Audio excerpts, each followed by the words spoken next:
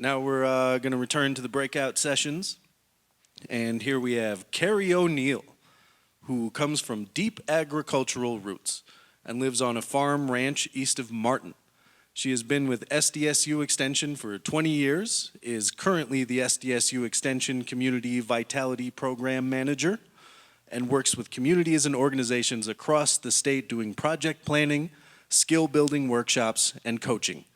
O'Neill is passionate about her state, agriculture, and working beside people who want to improve their lives and communities. Please give a thunderous round of applause to Kari O'Neill. She's pretty good, pretty good. All right, thank you, Taylor. I hesitate to even use a microphone.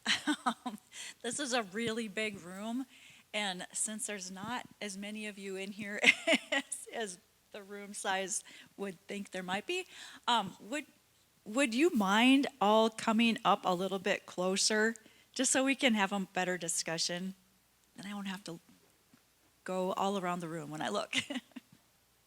And I'm going to have you do some work up here anyway, so then you'll be closer to do that.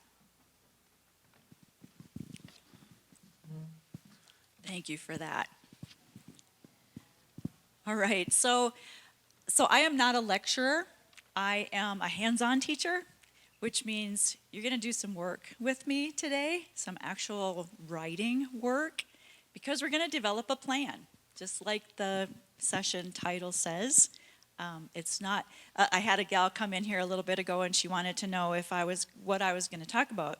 And when I told her that we were going to do some planning and some work, she said, if you were going to just give a motivational speech about how to write a plan, I would stay, but I don't really feel like working. So that is not what this is going to be, and not a motivational speech about planning. It's going to be some actual planning, and hopefully that makes your time more valuable. If you're like me, you feel like your head's getting kind of full of information today, if you've gone to lots of sessions. I've been to two really high-quality breakout sessions with some really technical things that they talked about. And so this is hopefully going to be a chance for us to put some of that to work. If you've been having ideas going through your heads about things that you'd like to do or like to try, we're going to try to pinpoint some of those to some of the things you might want to actually work on in the next 6 months to a year, whatever it is for you. So a little bit more about myself. People always ask me, what does community vitality work mean?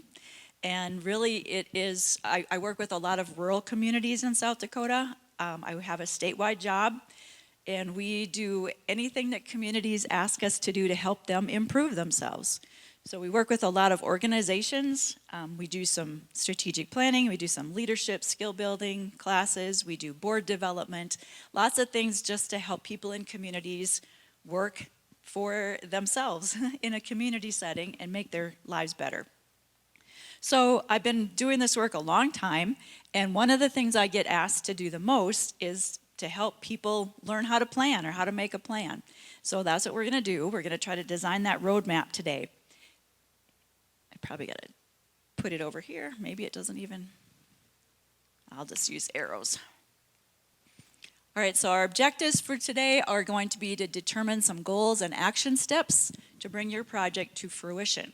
So all the time that I'm talking, I want you to think about a project. Think about something that you've wanted to do that's on your back burner that you can start to work on a little bit today.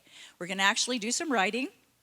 I don't know if it's going to be an actual document, but it's going to be a start to a plan. And we're going to figure out how that you can demonstrate progress, both to yourself, and maybe it's just an internal plan that you don't need to share with people yet, but maybe you're going to decide to share it with some family members, community members, friends, whatever it might be. So how are you going to be able to demonstrate some progress as you go along? So why are we going to do this? How many of you are wishing you would have got something done this summer that you didn't get done? Me too, right?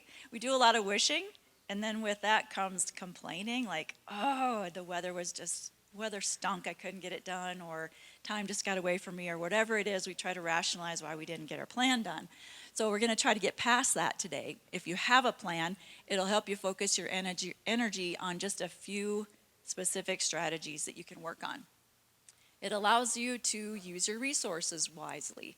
If you're like me, I'm a little tight with my funds and I don't want to just throw money away. I want to have the best use of my money I can and my time probably even more so.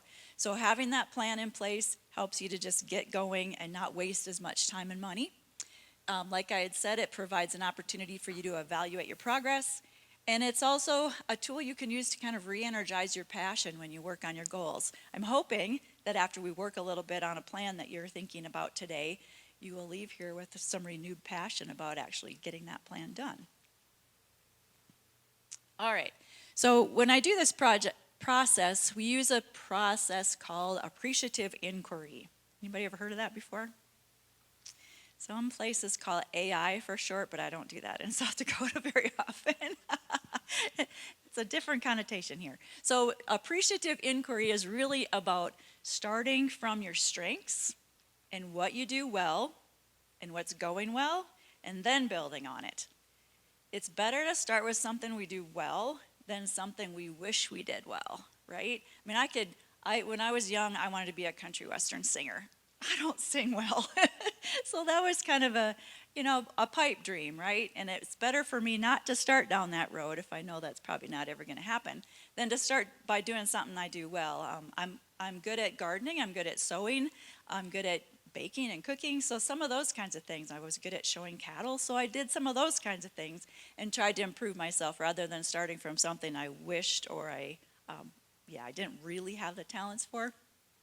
So what I want us to start with is we're going to do a little interview by pairs, but I do want you to think about an idea that you have in your head that you're willing to talk with someone else about. So it can be something small like, I'm going to do a no-till garden next year. Maybe that's not small for some of you that have huge gardens. Or it can be something really big, like I'm going to put on an addition to my shed and put in a commercial kitchen. I mean, it can be any idea. Maybe you're going to hire an intern to come and help you do some work next year. Anything you can think of. It doesn't have to be related to your garden or to raising food, but since we're here and that's kind of what you've been thinking about all day, it might be something around that. So think of an idea. I'm going to give you a little time to do that.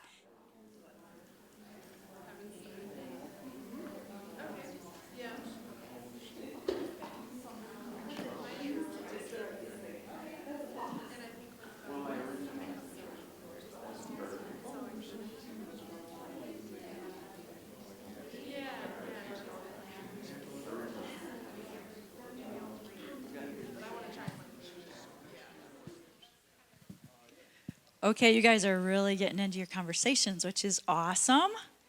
And I'd hate to interrupt, but we're going to move on to the next step, and you'll get to keep sharing a little bit. But I want to know, first of all, how did it feel to share an idea that you have with another person? Probably somebody you didn't even know very well. Good? Sometimes just like getting it out of yourself can help you start on that step to moving towards your goal. So hopefully you found somebody to talk to that was a good listener and maybe even gave you some feedback. I heard you guys starting to do feedback. That's awesome. So that's kind of the first step with getting to an idea for your goal.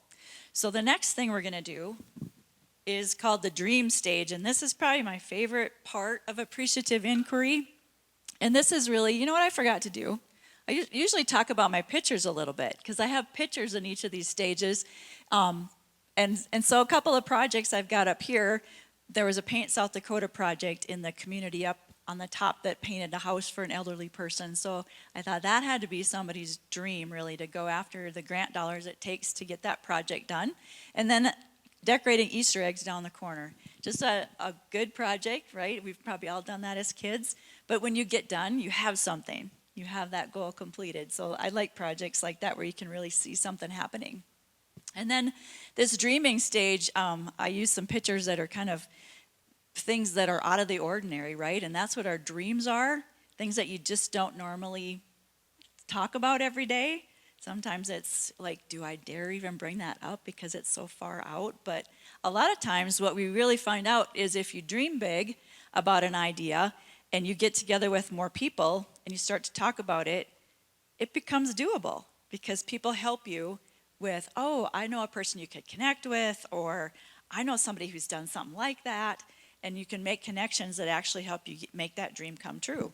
So for this part of it, I'm going to have you dream really big about what your idea could be in its broadest sense. So I'm going to give you 2 criteria here. You have no restrictions on your time. You can spend all your time on this one project. We're pretending, I know, but that's how we're going to get to our dream. And the second thing is, you don't have to worry about money. Money is not an object. So you can just have your dream. I want you to describe it in the best way you can. And what I'd really love for you to do is come up here in front and do some writing or drawing about your dream. So we can have art class or you can have writing class. But I've laid out some blank pages, and I'd like you each to take a page, and there's markers and there's pens. You can bring your own pens and come up here and draw a little bit or write a little bit about what your dream would be if you had no time restrictions and no money restrictions. Are you willing to come up? Come on up and take a piece of paper. You can spread out. I just know that it's hard to write in chairs like this, so I think it'll be easier to write up here.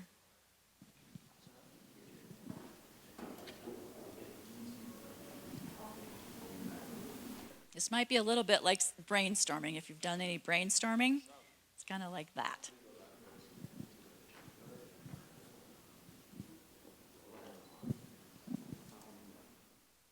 And those of you that just came in, if you want to participate, come on up.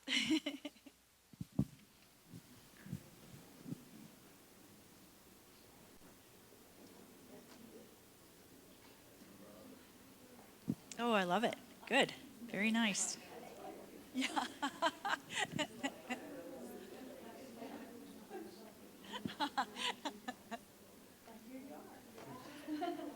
Oh, yeah. No, it's better. Once you find out other people's dreams, you start making those connections, right? And that's helpful, really helpful. Okay, so I want to hear about some of your big dreams. And is anybody willing to share? Did anybody do a really cool drawing or a nice story about their dream? There's one. I'm going to give you the mic. Share with us. Mine is purely selfish. We do pasture-raised chickens. And I want to get away from the chickens every once in a while because they're little velociraptors. But one of my little dreams is to be able to do an herbal garden, doing teas and kind of doing an apothecary and kind of bringing in that a little bit more into what we do. And so I have this dream of I've tried to take over the garden over by the chicken coop. It's almost been a coup, not yet, getting there. To start doing grows of doing pollinators and bringing in honey and doing it so it's really a tiered element, but really it's more selfish for me because I love drinking tea, and so that's how this kind of started. And now I've got other people who are interested just from the little pot garden that I did this summer of making some teas. So that's kind of want to build on that. I don't think that's selfish. I think you're going to share your tea with a lot of people, right? So, awesome. Everybody loves tea, especially this time of day.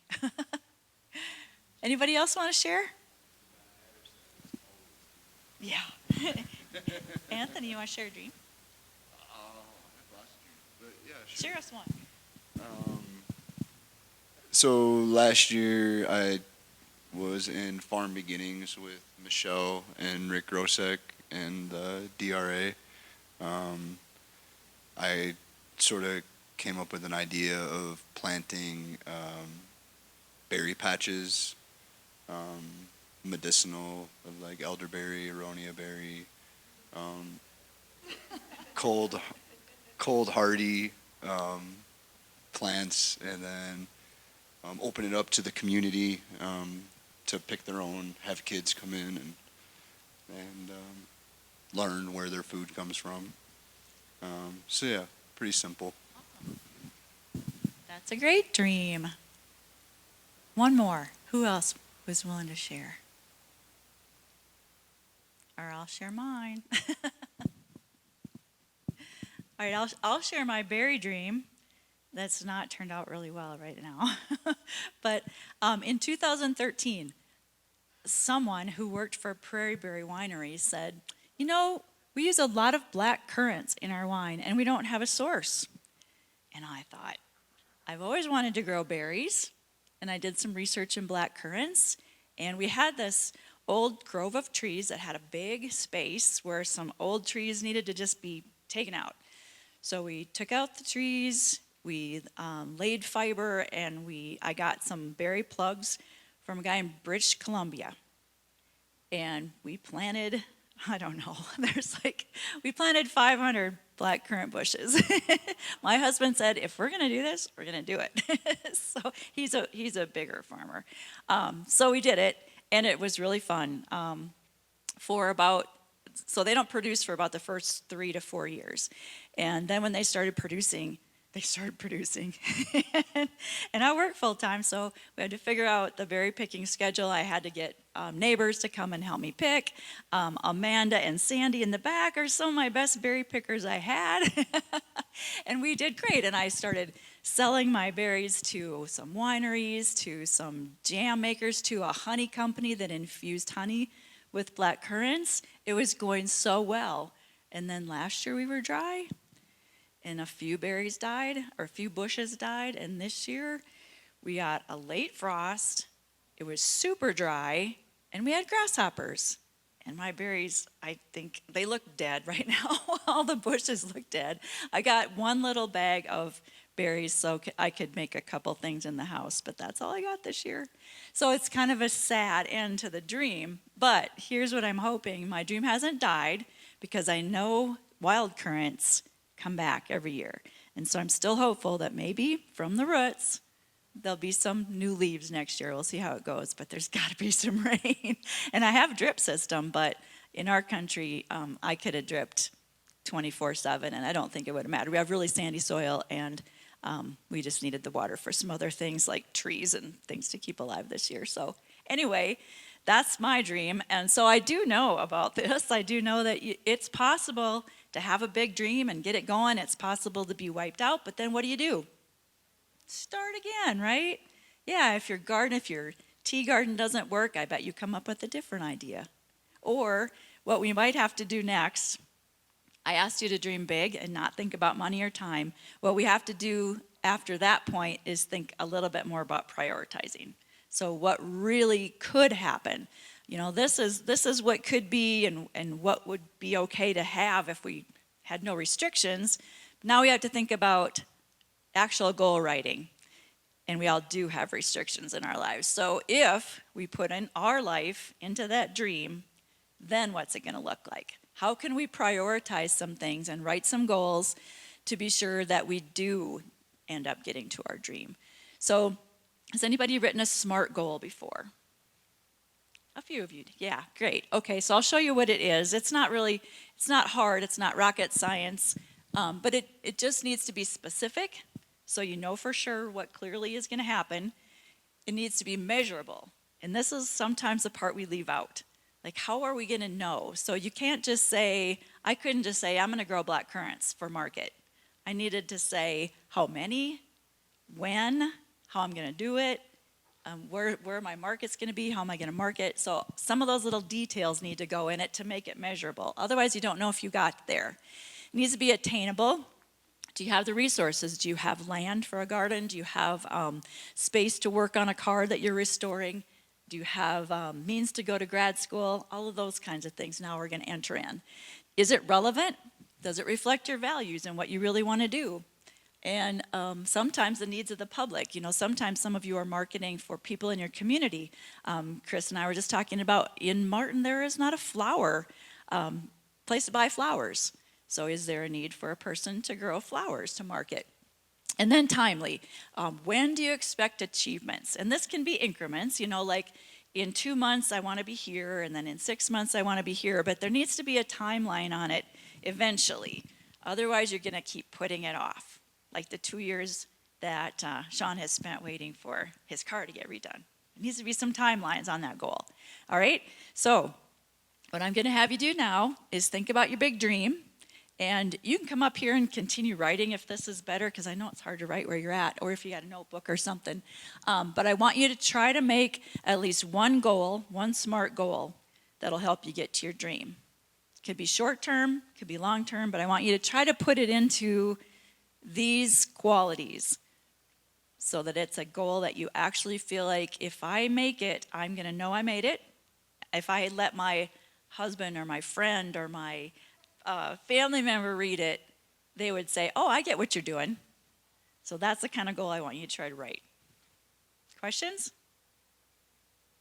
Holler if you have a question. I can come around and help you out.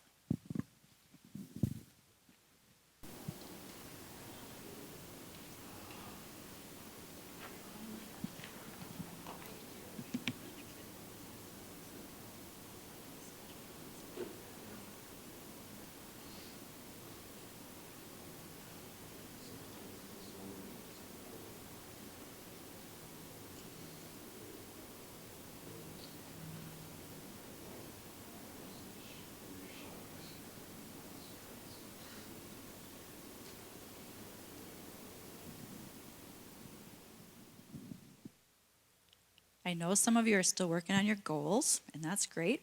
But is anybody done and willing to share a SMART goal that they wrote? There's one. Can you just be loud enough? What? Can you just talk loudly? Oh, yeah. Okay. I have no problem with that. My goal is to clean the area that I have for the herb garden, and at the end of the growing season in August or September of 2023, teach a class on preserving herbs and making an herb jam at our local specialty kitchen store that has a demo area with at least 10 students. Ooh, great. Did she hit it? Yeah, she got a lot of good detail in there, right? Goals cannot be short, or you can't get all these elements in there, right? So they sometimes kind of go on, and you can have more than one sentence to a goal, but I really like that you got a lot of detail in there. You even had how many people you're going to teach to, when you're going to do things. I didn't hear you say what herbs you're going to plant, but that would be another goal that you could fit in, when you're going to plant it, the herbs, and how you're going to learn about what grows well in South Dakota. So there's a lot of goals that you could put in underneath that big one. But that big one, do you think it'll get you started this spring? Yeah, actually I do. Yes. And now you shared it with all these people, so you have to be accountable, right? Good. Good. All right. Anybody else want to share? You never know, if you share your goal, you might make some connections here.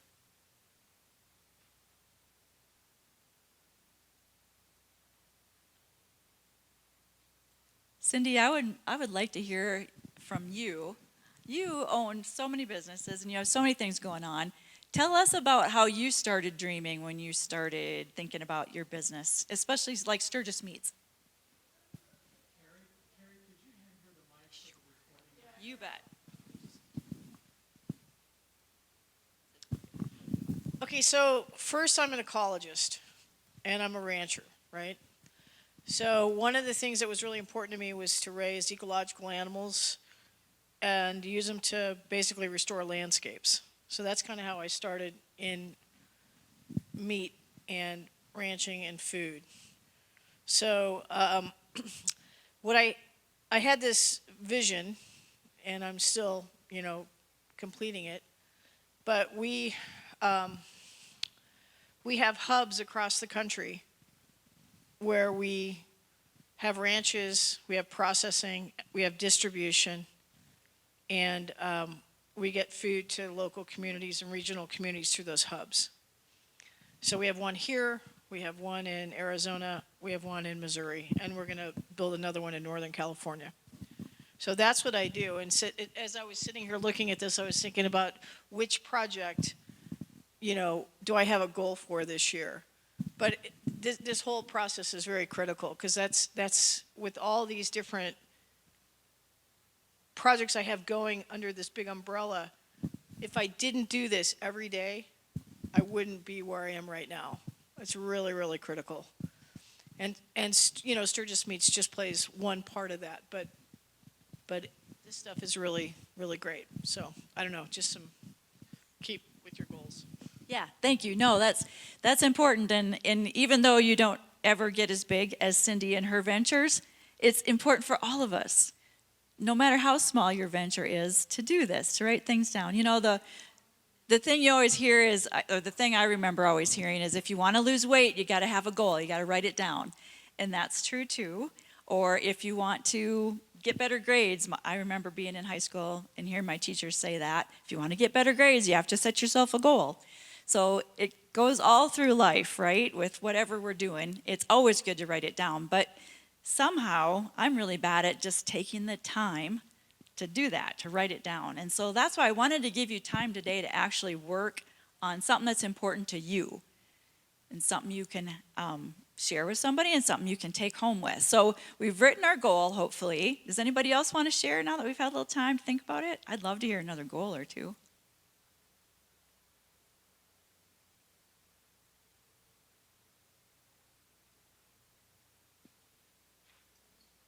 Awesome.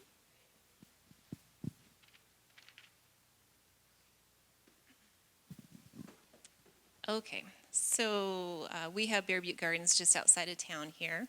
So we already have a couple greenhouses, one that I start seedlings in, organic seedlings, to be transplanted out into our gardens, and mostly vegetables, some flowers. And then we have a high tunnel greenhouse that we, plant into the soil typically about February through December. And since we've added a farm stand onto our property in the last couple of years, okay, so let me back up. Our gardens and our greenhouses are a bit removed from where our public access is at the farm stand, and kind of by design, so that we don't have customers going through the greenhouses where we're starting the things that are going out into the gardens and wanting to buy those. And so having said that, sometimes I do have extra seedlings and such that I will sell. So it kind of, the customer needs to go up to the greenhouse so that we can get those seedlings, put into a box or whatever for them to take home. So what I would like to have is a retail greenhouse space that's right across from where our farm stand is now. And we will still start those transplants up in our other greenhouses, but then specific ones will be in this retail space for customers to buy. And that greenhouse space then would also kind of provide that greenhouse ambience when you how when you walk into a greenhouse and there's the smell and the warmth and the humidity, and especially in April when we're having a snowstorm, or March or somewhere in there, and it just makes you feel so much better. And so also in that space have like a little seating area so that they can grab a glass of wine out of the farm stand if they want, or a beer. And it's kind of inclement weather, they could go over and sit in the greenhouse for a bit, or a sandwich, or whatever we have, hummus and crackers, that sort of thing that we already sell.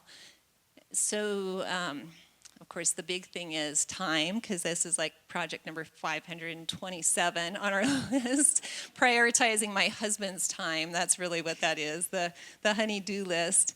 And I think it would definitely add to our business environment. It would add that seating space that we don't have right now, that's outside of inclement weather. It would be kind of just that. Maybe somebody just needs an hour away from work or something, they could come out and sit for a little bit. And we have a beautiful view out at our place too, so that would be part of it too. So, now I'm just down to finances. So if anybody here would like to invest, you can have all the wine you want. But so that's where I'm at with it. But I know it's doable. We've done the other things and figured out the finances. So I'm just trying to wrap my mind around it now.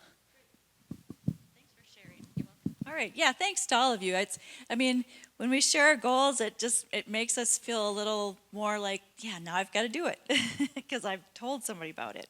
So thanks for sharing. And one of the things with the appreciative inquiry process is you're starting with your strengths. So you're starting with something that you already feel like you're pretty good at. I just need to, what's the next thing I can do to get better at what I've always kind of wanted to do? And it's been in the back of my mind, but now you're going to push it to the front of your mind a little bit.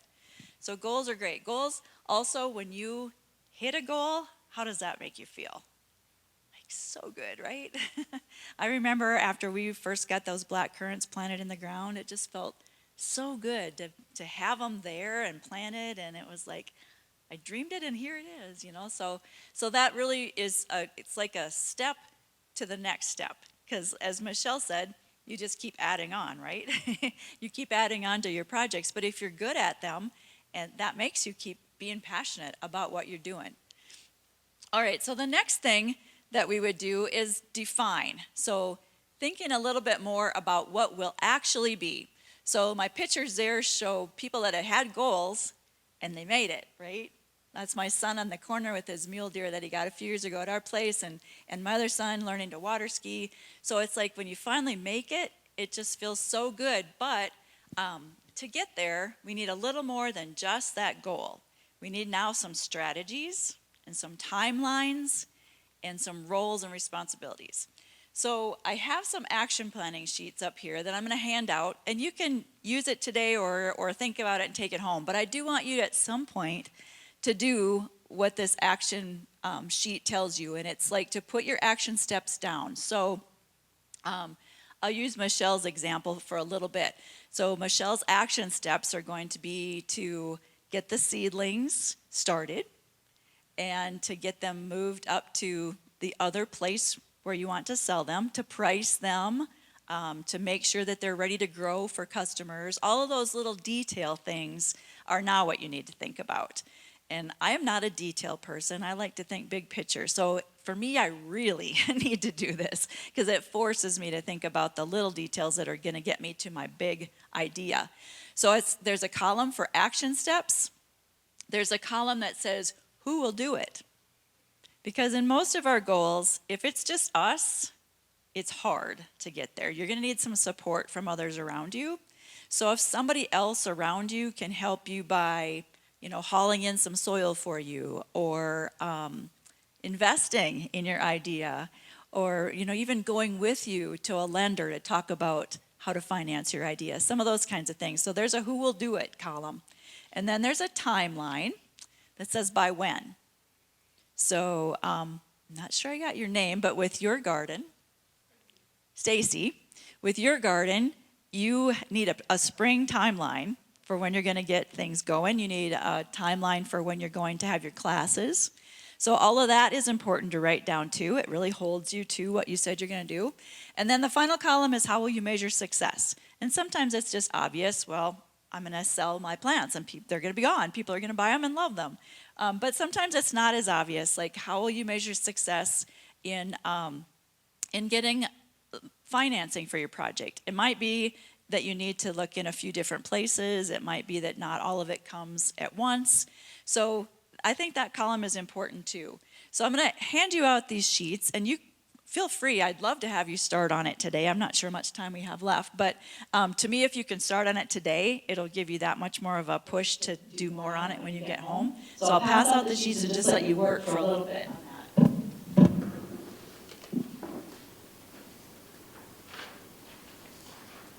And there's more on the back. There's more on the back, so don't feel restricted.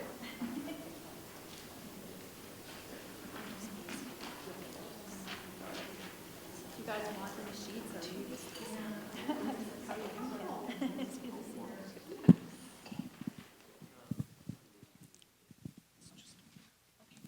So just to kind of further define some of those things on your sheet before you leave, an objective is part of your goal, but it's more specific than a goal. So it includes an action. That's a big thing if you're writing an objective. And it, like I said, it includes all those columns on that sheet. Your implementation steps get you to the objective, right? So an objective might have been to come to the local foods conference today and listen to your speakers. And in order to do that, you had to put gas in your car, you had to get on the road, you might have had to make a hotel reservation.